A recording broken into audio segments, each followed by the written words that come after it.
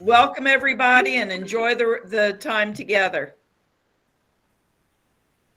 Okay, good afternoon, everyone. I'm going to talk a little bit about inspections and documenting inspections, which is really critical to the housing rehab process, critical to your file maintenance and being able to show that you are creating eligible benefits for LMI families. First, I would like to revisit something that was said yesterday during my presentation with a question from Erica at Southside Planning District Commission. She asked about the super clean and when does that occur? And I believe I kind of fumbled on my answer there and thought about it last night while I was having my favorite beverage and watching TV. And I said, let me clean that up as soon as I get on the line today. So the super clean, the deep clean is really to prevent the family from feeling uncomfortable in returning to their home as it relates to COVID. It's something that we have just put into practice in the last couple of years. And so that should be the absolute last cleaning that occurs before the family returns to the home. There is a cleaning process involved with lead hazard reduction, and that cleaning is to be done by the contractor after he's finished his work and he's waiting for a lead clearance examination. So the super clean, the deep clean that we've talked about is for COVID-related confidence that the family can return to the home. And the regular other cleaning is related to lead and lead clearance. Does that clear some things up for everybody? Thanks, Erica, for bringing that up. Okay, right into it. Inspections. So throughout the course of working with a household, there are upwards of 14 or 15 different inspections that have to occur. And I'm going to talk about some of them, but I'm also going to need your feedback. And I'm going to ask people to tell me when certain inspections occur and who does those inspections. And so one of the very first inspections is a initial qualification inspection. That's done by the grant manager to actually visit the home and make sure the home does need repairs, that they're not just asking for help, but all they need is a smoke detector and a bulb changed on their front porch light, you know. So we need to know that the house is that the house is deficient. And before the grant manager actually sends the rehab specialist out to do a work write-up, we need to know that this house is going to be eligible for the program. Now, this does not have anything to do with checking the income and all of that, because we're assuming that has already been done. But as it relates to the unit, so the grant manager is the first person to actually visit the unit and just kind of walk around. And once enough items are identified, that person will know that, yes, this house is eligible and we need to get our rehab specialist out here. Okay.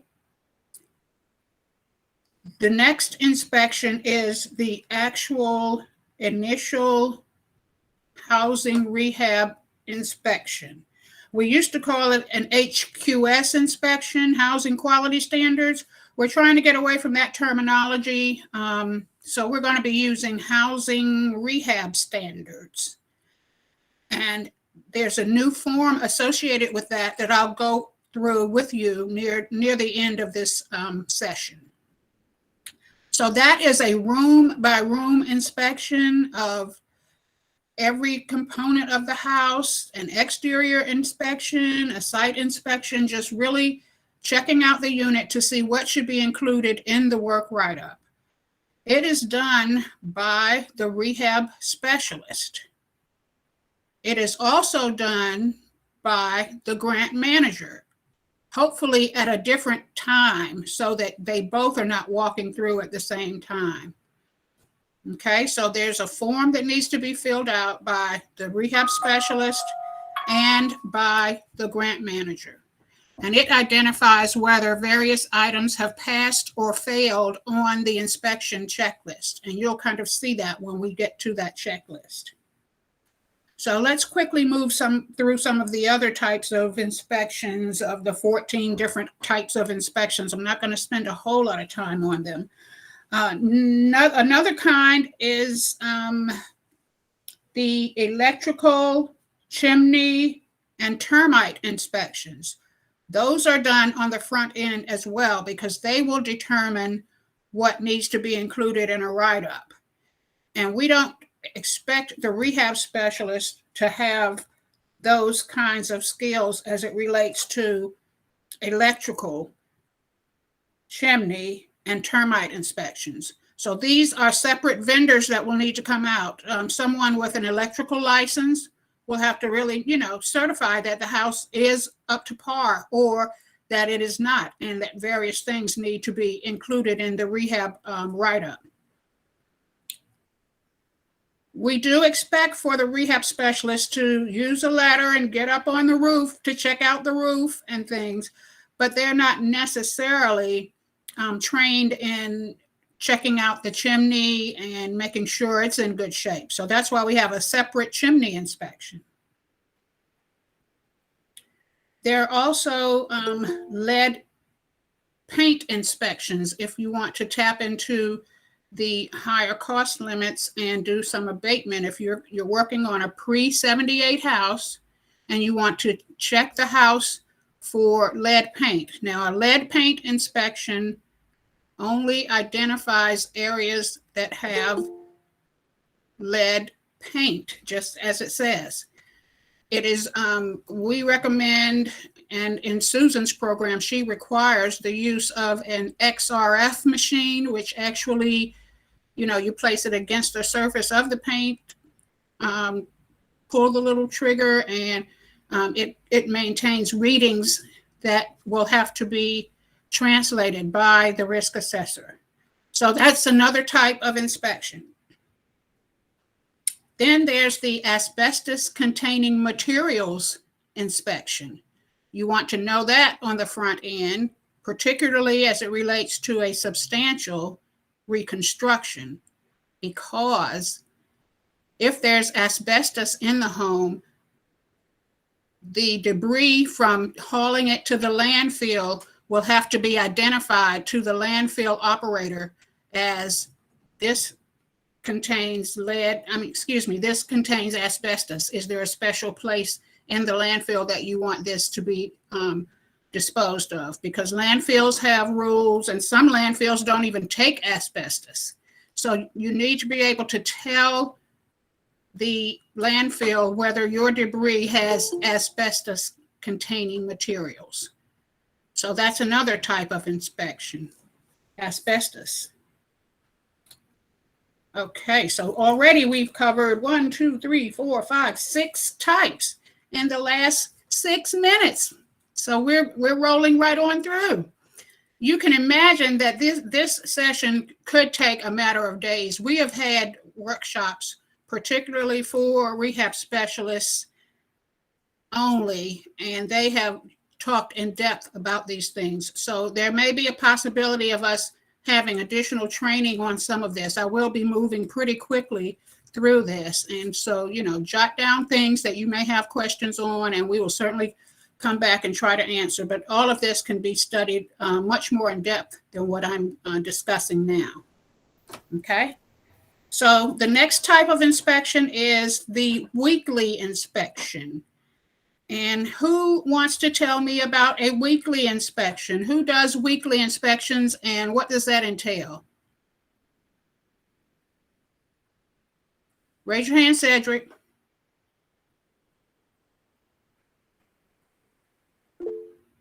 Thank you. So tell us, what is a weekly inspection and who does that and when is it done, please?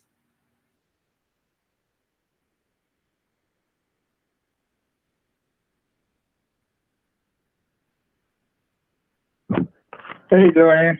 Hello. Can you hear me? Yes, thank you. I guess you're calling me out anyway. So I'll answer your question. The rehab specialist does the weekly inspection. And what it entails is the progress that's going on in the work from the contractor. It's a progress report, a construction progress report as to what's going on, if anything's going on. Okay, thank you. I appreciate it. And so these are required of all of our projects. If you have a 60-day window in your rehab contract, that's about 2 months. And so that's about 8 weeks. So we expect to see 8 weekly inspection reports. We want the rehab specialist to go out there at least once a week so he can document, as Cedric said, what's going on, if anything. If nobody's out there the day he goes out, he needs to just note that on his inspection report. He also may note that there's 6 inches of snow on the ground, or it's snowing, and that would be a reason why.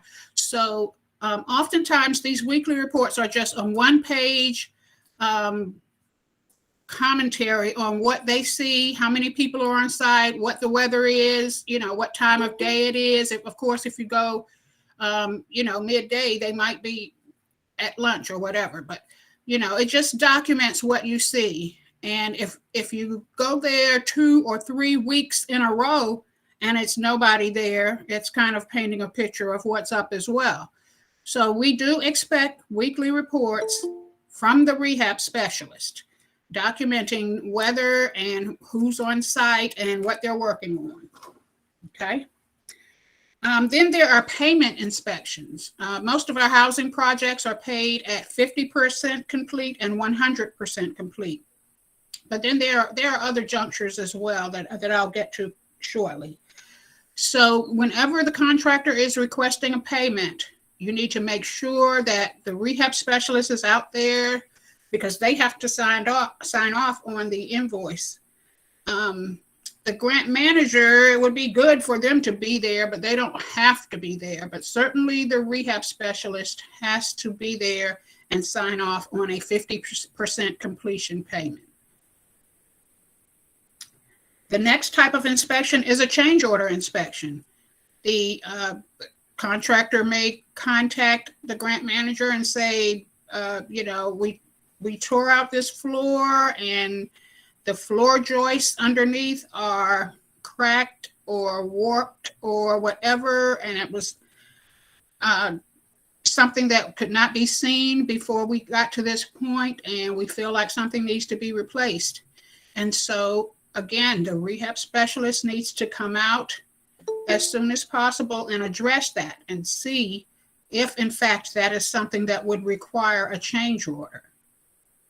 Okay. The next type is a complaint inspection. The homeowner calls and says, these people don't know what they're doing. Somebody needs to get here and get here quick. And you question them a little more. Of course, at that point, they are likely calling the grant manager. And you try to find out, what is the problem? Is there anything you can do by phone? If not, we will be there in the next 24 hours or whatever your policy is as it relates to, resolving complaints. But if there is a bona fide complaint, you don't have to run out there every time you get a call. But if there's a bona fide complaint, you need to go on site and see what the concern is. You have to keep these homeowners satisfied during the course of the rehab. It's just imperative. And I'm preaching to the choir. Anyone who has done this kind of work knows that it's a delicate balancing act, working with the people involved with this, and particularly the homeowner, because they have got to be satisfied. They have got to see progress going on, if they're there. In many cases, they may be temporarily located, but anytime there is a complaint, you need to investigate it, and you need to do an inspection, and you need to document that. You went there, this was discussed, this was the resolution. Okay? Joanne? Yes. John Bateman commented, it is advisable that a GM conduct an inspection of the project progress before signing off on a pay request. And I could certainly agree with that. Thank you, John. That way you can ensure that any work included in the pay schedule is complete. Agreed. However, we really expect the rehab specialist to also be your construction manager as it relates to things being complete. But the grant manager should always have an eye on things whenever they can. Do you all agree? Okay, thanks, John. Okay, after complaint inspections, I have one here that's kind of out of order, but I'll say it anyway, and that's the blower door inspection. And that should have been done when and by whom? Can you help me with that, Pat Frere? Surprise, I called your name.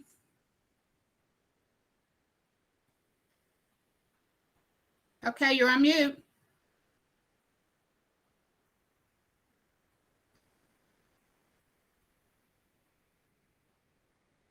The first button at the bottom on the left.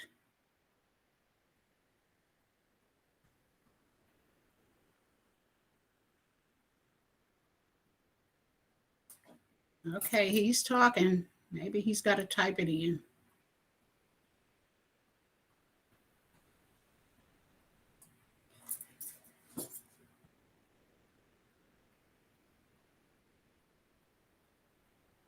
Okay, John Bateman, can you answer that for him? I sure can. Could you repeat the question, Joanne? I'm sorry. The question is, when does a blower door test inspection get conducted on these projects? And Both who before does it? that is completed by the rehab specialist, and that is done before you start any work and after all the work is completed. And you have to do it both times. Okay, great. It is the responsibility of the rehab specialist to get that done. If he doesn't have those capabilities, he gets someone, he hires a sub to do it. He works with the local weatherization program who may do it for you pro bono. I know that's what I did when I was on the other side. And yes, I used to be a grant manager too, so I know exactly what goes on with these projects. So do tap into your weatherization, your local weatherization program, because they may be able to help you with that one component and, you know, save you some money from having to hire somebody to just get a blower door reading on the front end before rehab and on the back end. And this test actually shows, as we heard yesterday, if the house is leaky, if it needs, you know, some HVAC repairs, some insulation, some duct work, you know, and there's an actual number that is equated with that they should give you something in writing to show you how the numbers came out. And then on the back end, that number should be lower.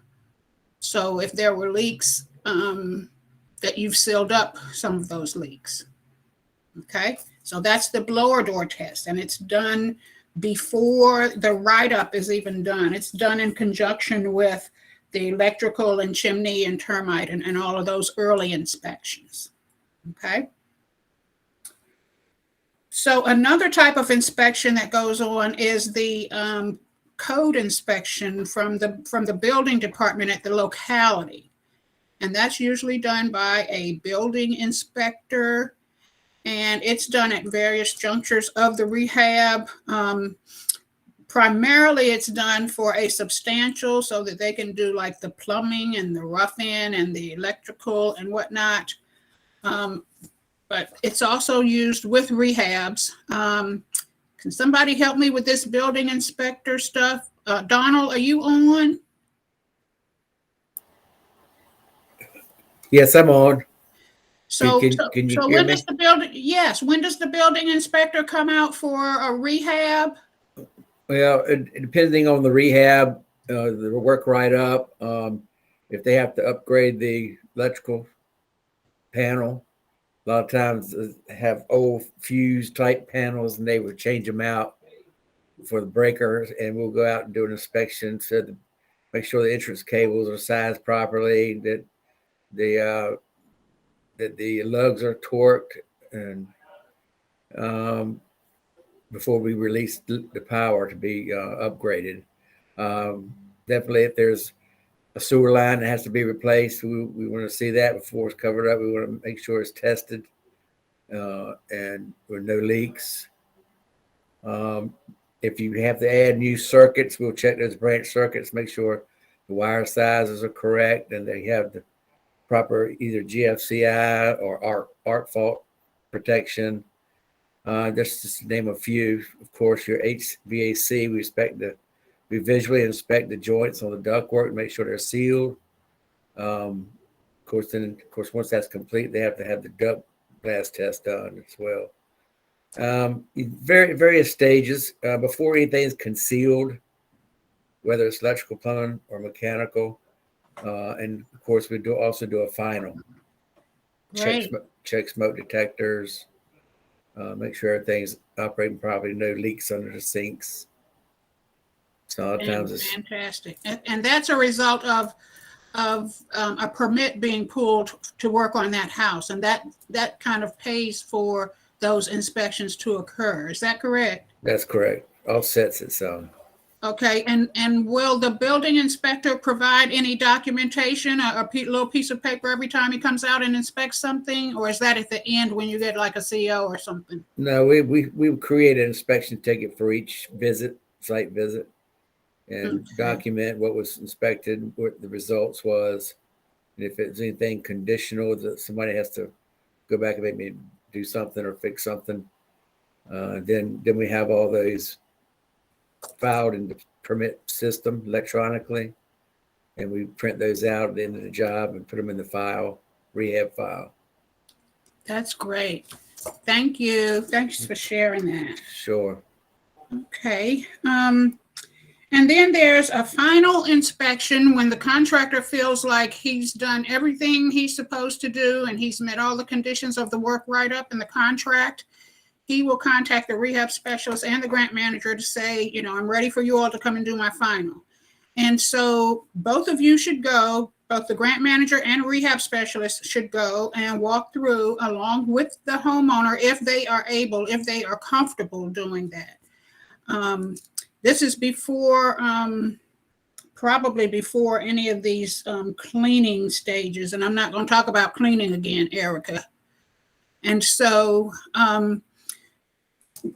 during that final walkthrough is when a punch list is developed. And a punch list is just some last minute things that even though the contractor thought he was finished, the rehab specialist found one or two little final punch list items that need to be done before he can clear it. Now, sometimes the final is in fact a final, and that's what every contractor strives for. He wants to be proud of his work and know that everything that you all contracted me to do is finished.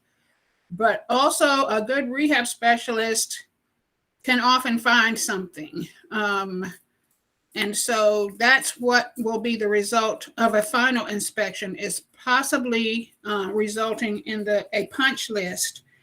And any items listed on that punch list are the only items that the contractor is responsible for doing.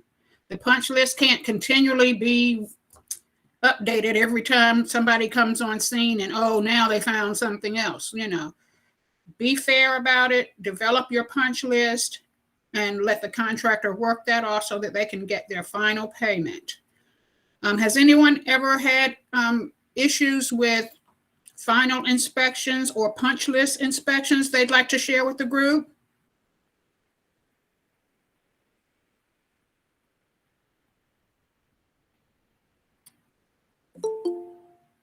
Okay, I guess not. I know that I've had, a few incidences, but it was years ago, so I'm not going to waste you all's time talking about what happened on my watch. And so for the next 10 minutes or so, we're going to quickly go through this new form. Now, the form I'm getting ready, Sherry is getting ready to pull up, is the form that will be replacing the Section 8 HQS form. And we've tried to develop it so that it is it as closely matches what you're used to as possible. And this is a draft. You don't have to start using this yet. We will roll it out when it's complete, and that's why it's stamped draft, but it is going to be available to you. And so there's a front cover page here. We're going to go through this form pretty much in depth as long as we have time, and there are 10 or 15 minutes left in this session. So Sherry, if you can scroll down, this first page is just the cover page that has the same information that was at the top of the Section 8 form, you know, name of the property, name of the family, children in the home, what year it was built, and all those types of things, okay? So that's the first page. Okay, scroll on down. Okay, if you can, yeah. So this is known as the Uniform Physical Condition Standards for Housing Rehabilitation. And let me give you just a little bit more information on why we're moving to this. And it's because our agency is growing and it's transitioning. And as you know, the Community Development Division has merged with the Housing Division. And we both do inspections, and we both have many similar programs as it relates to residential dwellings. And some are multifamily, and some are single family dwelling, and some are duplexes and whatever. But we're trying to move to a form that our entire division, community development and housing, can use by just checking off a box as it relates to what type of program it is. So we're trying to standardize our forms. And we're confident that this is going to be nothing new to you, that you all are already addressing what is in this form, but it may be written up in a different way than what you're used to seeing it. And so we wanted to introduce it to you during this rehab workshop meeting so that you can just kind of have a feel for it so it doesn't hit you in the face, just kind of giving you a heads up, okay? So Sherry, if you can scroll down just a little bit, let me see because it's divided off by disciplines. So it talks about site work is in one section, and building exterior is in another section, and interior, you know, is in another section. So I'm looking for the top headings, Sherry, for what this section is.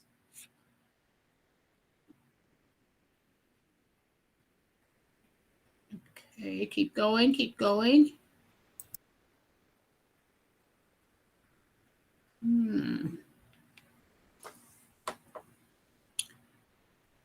Okay, stop. Go back. Up, up, up. Okay.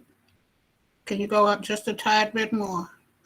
Requirements for the building exterior. Okay, so this set of questions will be about the exterior.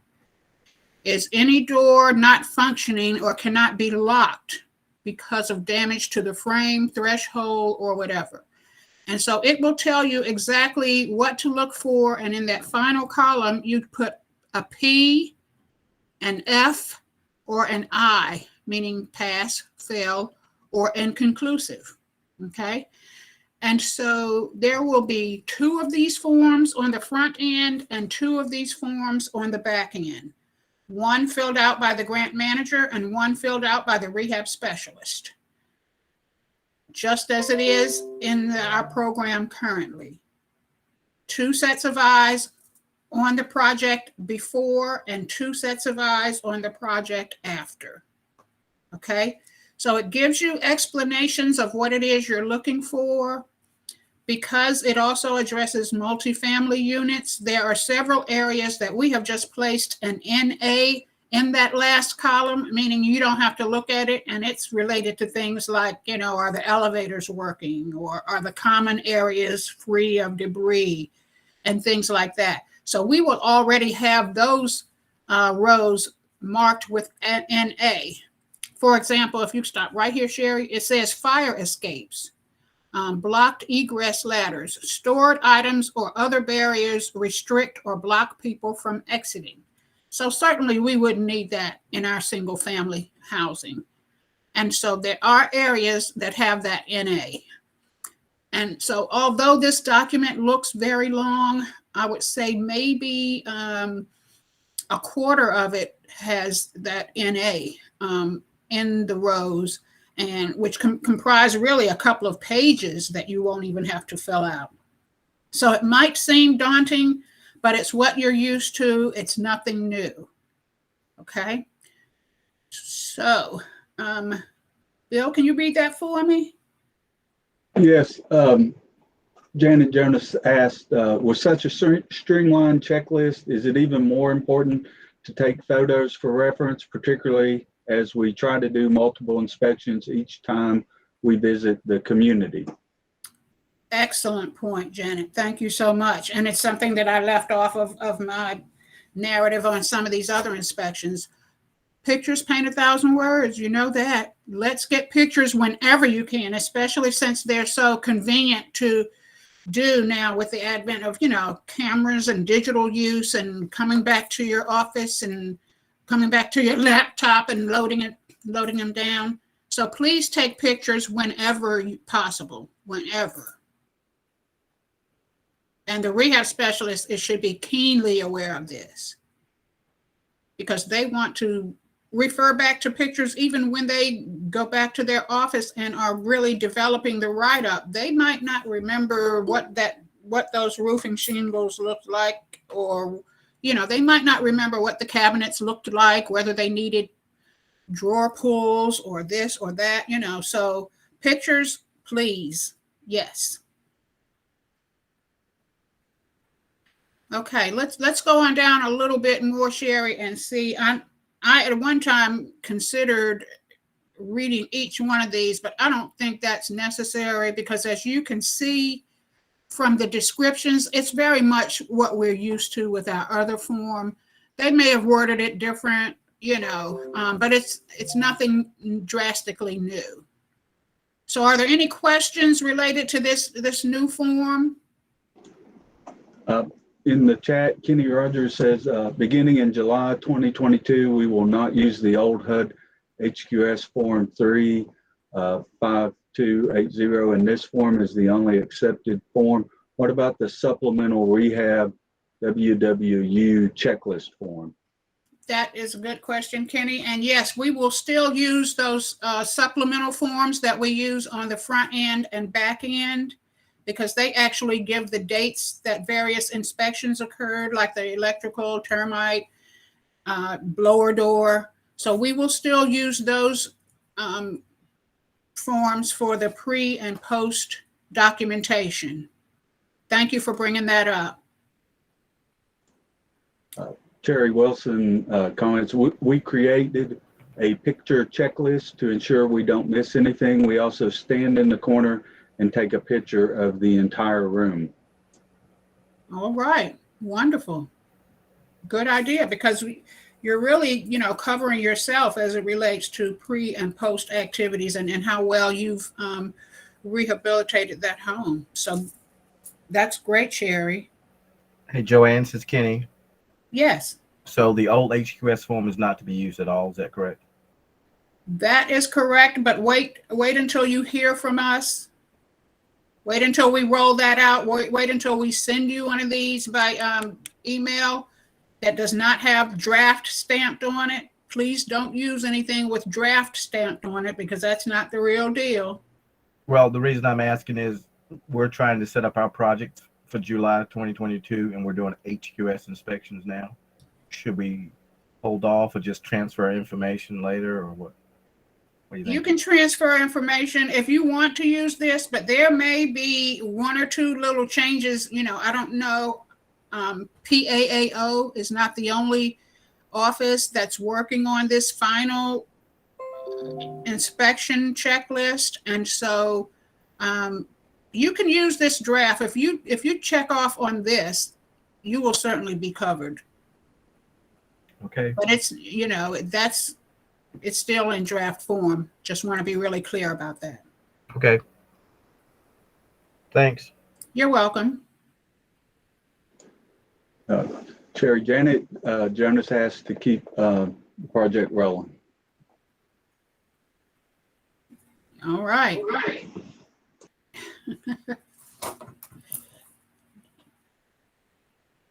Okay, if there are no further questions on inspections or this new form here, I'll turn it back over to Sherry.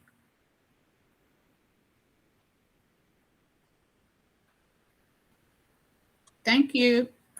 All right. Thank you, everyone. This form, like we said, once it's out of draft status, Joanne will help distribute it to everyone. Joanne, did you want the draft version of this on our webpage so that they can at least start becoming familiar with it? I don't see a problem with that, particularly since it is stamped draft. Anybody who sees it should know that, Okay. that's exactly what it is, a draft. Then sometime tomorrow, at the very latest on Monday, this will also be uploaded to the Rehab Workshop webpage at DHCD so that you all will be able to view it. And as Joanne said, don't use it yet, please. And this will go across all programs. So if you are one of my ARS grantees, this will be the form that will be used once it's approved within DHCD. So it is 1:42. We are going to take a break. Our next session is Susan Hill with lead and layering, and we're going to take a break and come back at 1:50. So we will see everybody back at that time. And if we could get some music in between that.